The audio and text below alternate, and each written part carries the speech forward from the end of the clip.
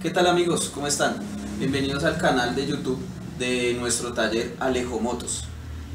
Soy un ingeniero mecánico, técnico en mecánica automotriz, tengo especialización en inyección electrónica y mi idea es hacer estos cursos para informar y capacitar a las personas sobre tips y mantenimientos y diagnósticos que se le pueden hacer a las motocicletas, tanto de bajo y alto cilindraje. También dictamos capacitación, bien sea por grupos de bajo, alto cilindraje. Ahorita vamos a trabajar en el proceso de implementar cursos de motos eléctricas. También vamos a trabajar en la implementación de cursos de car audio y de mecánica y arreglo de motores dos tiempos de guadañas y motosierras, con alianza de un instituto que se llama Insportec, que queda en la 1ª de Mayo, diagonal al Compensar de la 1ª de Mayo, abajo del Hospital de Kennedy. El día de hoy entonces vamos a hablar sobre lo que son el cambio de los discos de embrague en una Pulsar 135. Para eso retomemos qué función cumplen los discos de embrague. Los discos de embrague y el embrague como tal es un conjunto mecánico que su función principal es desacoplar la transmisión primaria entre el cigüeñal y la caja. Para eso, ¿cómo lo vamos a hacer? Ahorita vamos a explicar más o menos en la moto cómo se hace. Y voy a explicar rápidamente cómo es el principio de accionamiento. Igual eso en otro video adicional explicaríamos bien sobre cómo va a funcionar el embrague. Ahorita la idea es mirar cómo se hace en una Pulsar 135.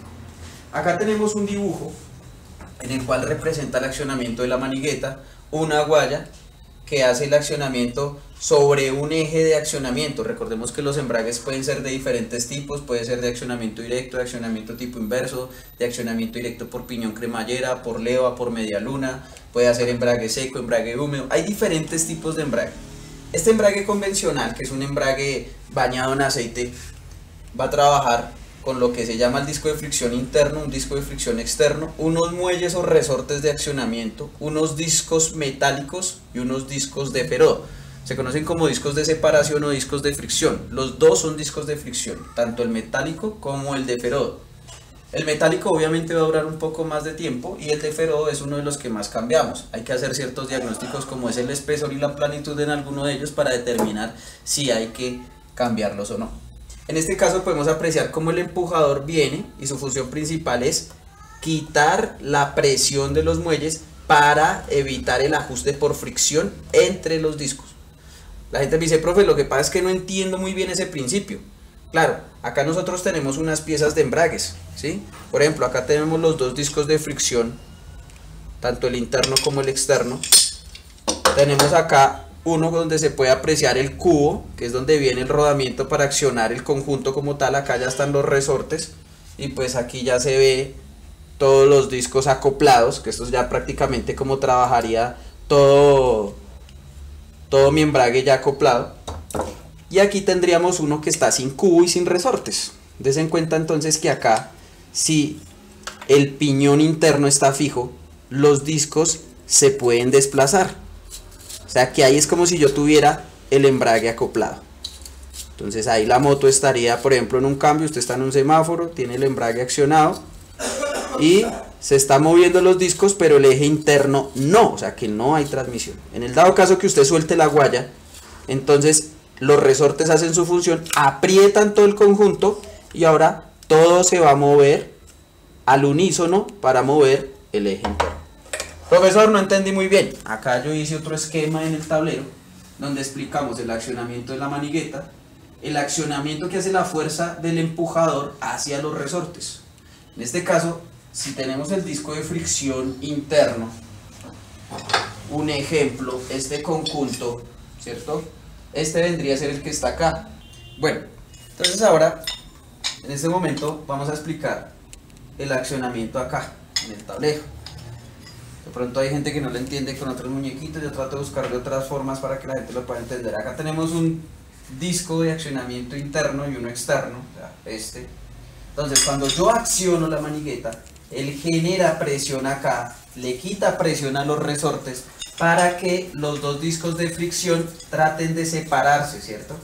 En ese momento es que, digamos, usted llegó a un semáforo, accionó el embrague, entonces quita presión para que los discos ya no hagan el accionamiento como lo debe hacer, pero entonces va a haber fricción entre ellos. ¿Cómo así? Es que no entendí. Listo, entonces expliquemos acá con unos discos, por ejemplo. Entonces tenemos acá 2 discos, 3 discos, y cuando usted acciona, ellos van a tratar de separarse, pero no es que se separen convencionalmente, cierta distancia, sino que ellos van a empezar a friccionar de esta manera. Entonces, los de afuera se mueven, pero el de adentro no se mueve, ¿cierto? Entonces ahí usted está en el semáforo, embragando, se están moviendo, pero el de adentro no. ¿Qué quiere decir? Que aquí hay un eje, pero ese eje es unísono a la caja. Si todo se mueve en conjunto, se mueve la caja. Pero como en este caso se está moviendo lo de afuera, pero no lo de adentro, pues no va a lograr haber ese movimiento. Ahora, usted llegó y soltó el embrague porque ahora va a arrancar. Entonces quitó la presión del accionador, los resortes vuelven y empujan hacia afuera, por eso lo dibujé en este momento. Y él llega y acciona otra vez en este sentido. ¡Tran! Pegando otra vez los discos para que haya un accionamiento parejo, porque estábamos acá en este movimiento, ¿cierto? Y ahora al accionarse todos al tiempo, entonces se aprietan y ahora el movimiento es unísono. Al moverse como un solo conjunto, pues el movimiento va a ser parejo. Es como este, digamos, acá están todos, entonces se van a mover todos al tiempo. Y ahí ya voy a empezar a mover la caja. Más o menos ese sería el principio, ¿no? Igual más adelante vamos a tomar un video, vamos a hacer un tutorial para explicar bien cómo funciona un disco de embrague. Esto es para entender un poco el funcionamiento en una Pulsar 135. En este caso, acá ya tenemos entonces una Pulsar 135. Lo primero que debemos hacer antes de soltar es tener mucho cuidado con la ubicación de los tornillos. Ese tema de quitar los tornillos y echar todos esos tornillos en una caja y todo eso como lo hacen en otros talleres, eso ya está mandado a recoger. Hoy en día tenemos que ser más técnicos en nuestro trabajo. Acá soltamos los tornillos de la siguiente manera, en espiral. Entonces yo lo que debo hacer es soltar toda mi tornillería. Entonces yo lo que tengo que hacer acá es soltar, soltar, soltar, soltar, soltar, soltar, soltar, soltar. Después de que suelto, para que quitarle la presión que ellos están teniendo por dilatación, la rosca se pega. Ya después entonces lo hago, cuarto de vuelta, cuarto de vuelta, cuarto de vuelta, cuarto de vuelta, cuarto de vuelta. Y ahí sí, media vuelta, media vuelta, media vuelta, media vuelta. ¿Listo? Para que en ese momento ya yo pueda quitar ya todos mis tornillitos como están en este momento.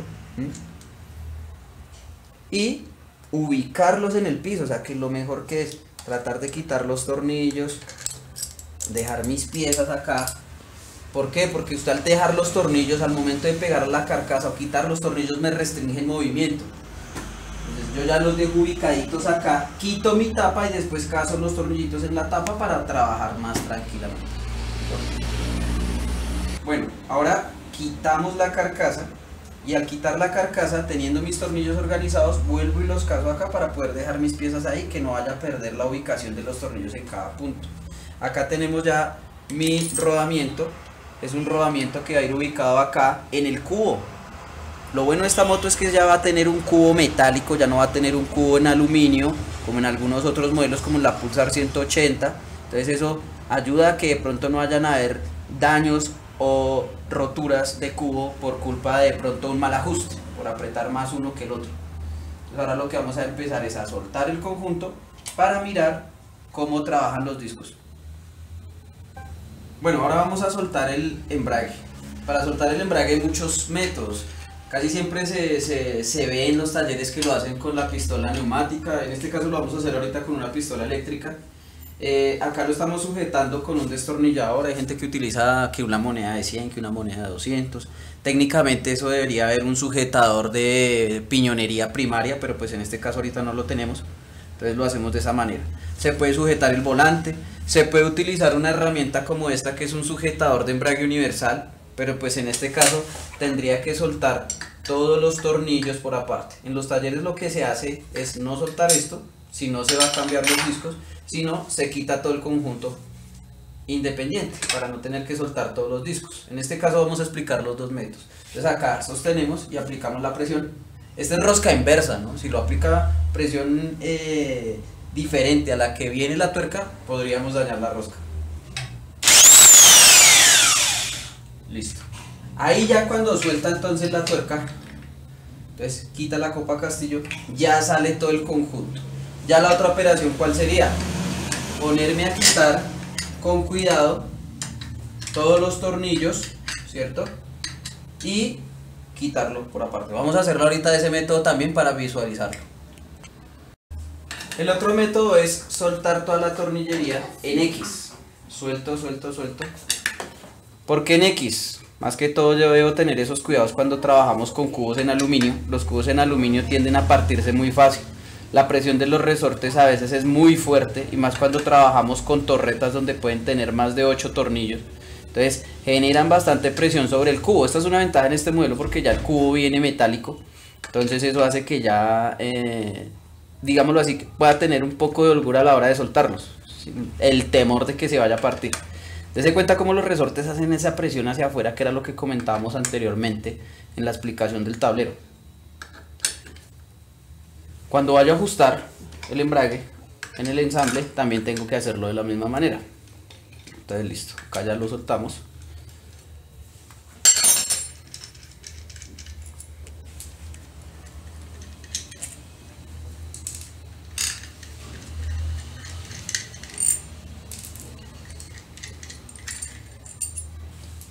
Sale nuestro cubo de metálico. Lo ordenamos acá. Acá entonces salen nuestros resortes, que son los que ayudan a hacer el ajuste entre los discos para la transmisión de la potencia. Quedaría entonces mi tuerca ahí y ahí es donde yo necesitaría soltarla. En este caso, pues en algunos modelos al soltar este conjunto se puede colocar un sujetador de embrague como este en las pestañas internas para poder soltarlo. Dado el diseño de este embrague, es notorio que toca primero soltar la tuerca. Dense cuenta que si no suelto la tuerca no va a salir el conjunto del disco de fricción externo. Por eso es que el cubo trae la forma especial para que pueda entrar la copa Castillo. O sea, en este modelo me toca obligatoriamente soltar el conjunto y soltar independientemente los tornillos para poder desarmarlo, a diferencia de pronto en otros modelos como en la Zacate. Bueno, ahora ya sabiendo eso, entonces vamos a terminar de quitar mi tuerca. Entonces queda una tuerca, una arandela de separación, una arandela de fricción que viene cóncava, especial para mejorar el ajuste que tiene el disco de fricción externo. Entonces aquí ya sale mi conjunto de partes. Démonos cuenta que en este modelo aquí viene también una arandela en la parte de abajo. Entonces tener en cuenta que esa arandela no se nos vaya a olvidar ubicarla, ¿no? Listo. ¿Qué debo analizar en un embrague? Pregunta que siempre se hace. Profesor, que si tiene muchas zanjas en esta parte. Claro, eso me molesta el desplazamiento de los discos. Profesor, que si las puedo quitar. Claro, se puede quitar ¿cómo? A veces hay gente que lo hace con una pulidora, lo hace con una lima. O sea, la idea es que si lo hace, trate de invertirle un poquito de tiempo para que eso me quede bien. Ya cuando es muy exagerado, lo mejor es cambiar lo que se llama el conjunto el conjunto de la prensa. Acá pues vamos a tener un disco que viene diferente a los demás. Si nosotros analizamos, entonces quitamos el disco de fricción externo. ¿Qué debemos mirarle al disco de fricción externo? El desgaste que venga también en las partes internas del estriado, el desgaste que venga en la parte del asiento del disco de Feró. Tenemos un aro de guía, dése cuenta el aro de guía. Es un aro de guía especial para que entre el disco de Feró que viene diferente, para mejorar la adherencia y para darle también en cierto grado algo de complejidad en el ensamble de algunos sistemas. Des en cuenta que hay embragues que de pronto pueden tener 2 o 3 aros de pronto de separación. En este caso solamente estamos manejando uno. Acá viene el otro. Entonces este va a venir de esta manera cónica, o sea que él va a trabajar acá el plano y el cónico hacia adentro, que son los dos que van a venir a trabajar con este disco que es el que viene diferente. ¿Listo? Y aquí ya van a empezar a trabajar los otros, que son los metálicos y los de Feró. Acá también viene el primer disco metálico, viene diferente, viene con una línea, con una zanja que identifica que es el primer disco. Entonces ese también va a ir hacia allá. ¿Listo? Y acá tenemos entonces los otros discos convencionales de ferodo y los discos metálicos. En este caso este no viene punteado como en algunos otros casos. Y aquí es donde viene la explicación que casi se hace en la mayoría de cursos con los alumnos y se explica el tema del embrague.